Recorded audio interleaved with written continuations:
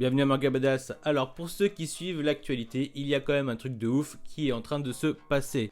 Et je ne vous parle pas du scénariste de Actage qui vient de tuer sa licence et plus encore. Non, je vous parle des éditions Panini qui, il faut le dire, jouissaient d'une très mauvaise réputation auprès des consommateurs. Non pas de par la qualité de leur impression ou de leur catalogue, et hormis le papier des versions Deluxe et Tukosa Ojo, j'ai pas grand chose à dire. Non, la renommée de Panini s'est fait d'abord du fait qu'elle a abandonné de nombreuses séries en cours de route. Il n'y a rien de pire. Alors, il y a eu deux événements majeurs qui semblent avoir redistribué les cartes. Bon, moi je vous apporte ce que je crois savoir, je ne suis pas journaliste, je suis juste un passionné, on pourra me dire que ça n'a rien à voir. C'est ma perception des choses, et j'ai peut-être tort, et je fais sûrement des raccourcis. Seulement, on peut noter l'arrivée d'une nouvelle direction éditoriale chez Panini Manga. Et avec cela, on constate le retour de certaines séries.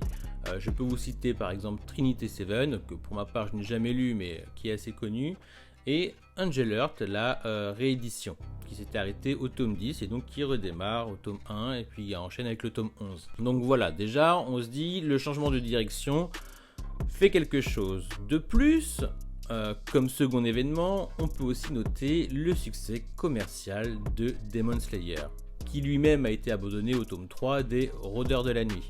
Puis relancé, donc certainement dû au succès de l'animé et de sa réputation grandissante au pays du soleil levant. Alors jusque là ok, mais la révolution elle arrive quand? Comme je vous l'ai dit, jusque là il y a de nombreuses séries qui ont été arrêtées de commercialisation, soit qu'elles ont été stoppées, soit qu'elles n'ont plus été réimprimées ou rééditées. Alors au niveau des rééditions, cette année 2020, on est quand même assez gâté. Nous sommes dans l'attente de Shiguryu de chez Meian, donc ils l'ont annoncé je crois au mois d'octobre. D'autres éditions plus ou moins annoncées, plus ou moins sous-entendues par Tonkam. Des œuvres de Junji Ito dans la collection Prestige. Spiral, Gyo, c'est sûr, et la période d'exploitation des droits de Tomie arrive à leur fin, donc il va falloir renégocier et bien sûr les prix ont gonflé. Donc voilà, après c'est toujours une question de droit. Et toujours dans les éditions Prestige, il est prévu que Delcourt Tonkam réédite Gogo Monster de Taiyo Matsumoto, afin que ça fasse la triptyque, la trilogie Ping Pong, Amer Béton, Gogo Monster. On attend, on espère peut-être une réimpression des Dragon Quest, la quête de Dai d'édition Tonkam, voire une perfect édition de Dragon Quest, vu qu'elle a été annoncée au Japon et que l'anime va sortir. Alors qu'on se le dise, Tonkam a un catalogue de malades et on attendrait des rééditions, des réimpressions d'œuvres passées comme celle de Rookies. Seulement ils ont perdu les droits et on pourrait penser que c'est du gâchis parce qu'on n'a pas tellement vu de réimpression ou de réédition de ce titre. Et c'est assez perpétuel avec Tonkam, on se pose la même question avec les Mitsuru Adachi. Après vous me direz, il y a toujours cet élément de succès commercial. Voilà, donc d'ailleurs on est beaucoup à attendre une réédition de Rakai Blues. Meian, Tonkam, on ne sait pas, peut-être qu'un jour. Mais voilà, c'est attendu. Alors, est-ce que le succès commercial sera là? Je pense que ça dépend du format. Donc voilà, après Osamu Tezuka, Taiyo Matsumoto, Junji Ito, qui étaient que des œuvres rares de chez Tonkam à des prix astronomiques, on pourrait s'attendre à une prestige de Adachi, de Mitsuru Adachi.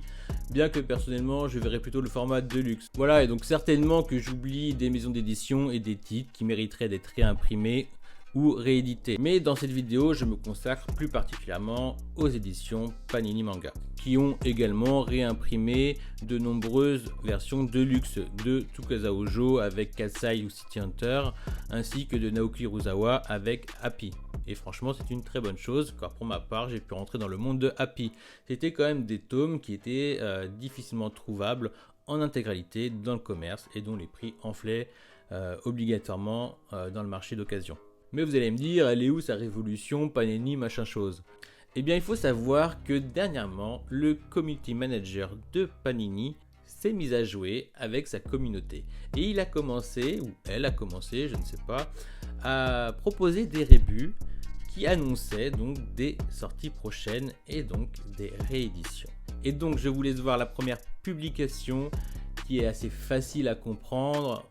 On suit le rébut et on comprend très rapidement, du moins pour les connaisseurs, que la sortie prochaine est Eden de Endo Hiroki dont un titre SF cyberpunk, voilà, qui a sa réputation en 18 tomes, introuvable, sauf à un prix assez astronomique, aux alentours de 300 à 400 euros. D'ailleurs, très bientôt, vous allez en voir beaucoup d'occasions.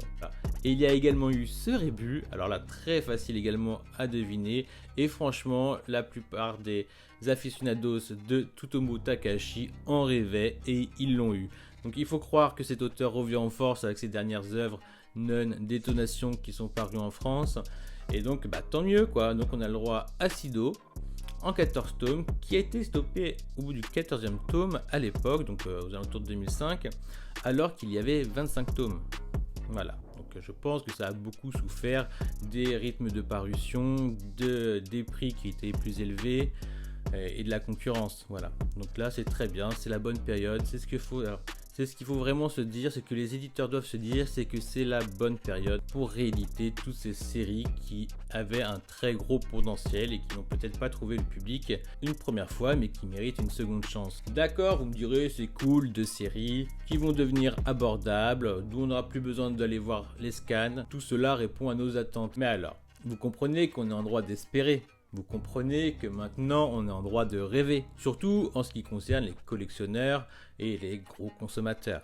Actuellement, il y a une série qui n'est plus réimprimée, qui n'est plus dans le commerce, mais qui jouit d'une certaine notoriété, et cela surtout au prix des collectionneurs. D'autant plus quand on connaît le prix de vente en occasion de ce titre, qui dépasse allègrement les 600 € pour 28 tomes.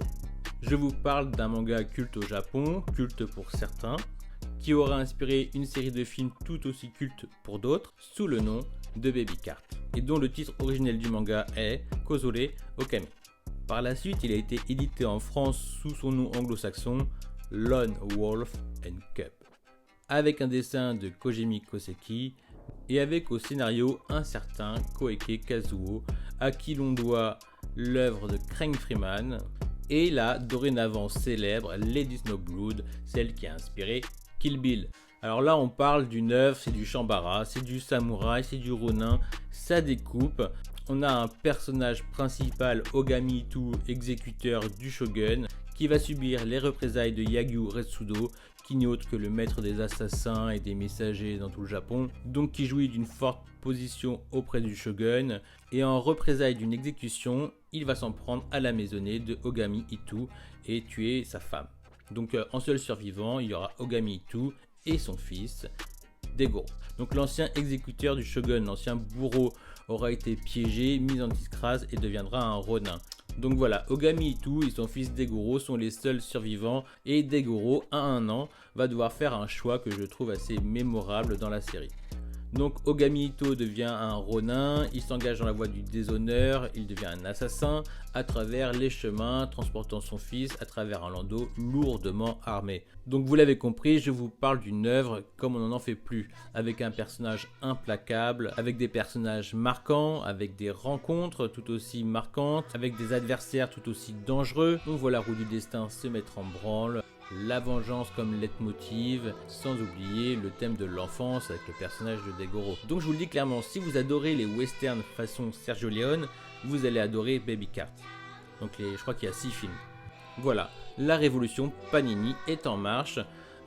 Ils sont en train de redorer leur blason. J'espère que cette démarche leur sera profitable, comme à d'autres d'ailleurs, à tous ceux qui prennent des risques. Parce que le désir d'une communauté ne veut pas forcément dire succès commercial. De nombreux titres méritent une seconde chance, méritent une seconde vie chez nous. On peut prendre l'exemple de Tokyo Revenger, peut-être qu'il va donner un relan dans le genre du Furio. Un genre de Furio qui est beaucoup plus vaste qu'on aimerait nous faire croire, beaucoup plus varié. Ce qui me désole pour ma part, c'est de voir ce nombre incalculable de boosts sortir dans le paysage du manga. Voilà, je me dis qu'il y a de nombreux classiques de valeur sûre qui mériteraient une meilleure exposition déjà, une meilleure promotion. Maintenant, force à vous, éditeurs français, force à vous, consommateurs français, il est temps, il est l'heure, il faut montrer l'exemple, il faut que les succès commerciaux soient présents pour enfin avoir les rééditions, les sorties ou même les nouveautés que l'on désire. Car comme on a pu tous le constater, au niveau des scans illégaux, il y a quand même de sacrées pépites et on se demande bien pourquoi et ils ne sont pas encore parus en France. Sur ce, je vous dis, prenez soin de vous, lisez des mangas, abonnez-vous à la chaîne, n'hésitez pas à faire un petit tour sur le Discord Manga Badass. Et puis voilà, je vous dis à bientôt, ciao.